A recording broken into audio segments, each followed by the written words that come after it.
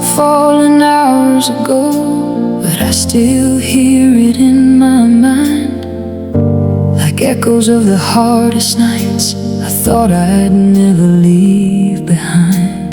The windows of my soul still shake from everything that came undone, and I'm standing in the quiet now, trying to face what I've become. There were pieces of me scattered by the winds I couldn't fight, dreams I buried in the wreckage just to make it through the night. But now the sky is slowly clearing, and for the first time in so long, I can finally stop running and see what's still holding on. What stayed after the storm wasn't who I used to be. It was something stronger, softer, something finally learning to breathe. Not untouched, not unscarred, not the person from before, but the part of me that survived. What stayed after the storm?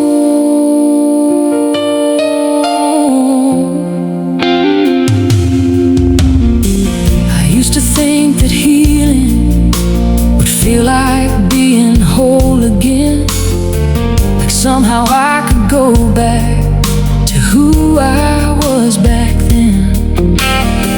But healing looks more honest, like learning to live anew, with the cracks that let the light in and the lessons pain walk through. And maybe there's a kind of beauty in the things we couldn't save, because some of what we lose makes room for what remains.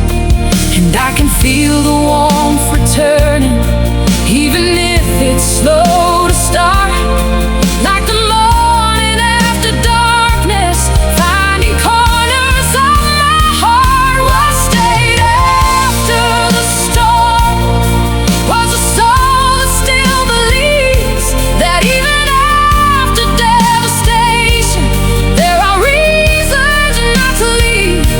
And every tear I cried alone, every night I thought I'd break, left behind a quieter strength that nothing now can take.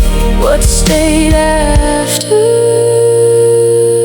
the storm stayed with me.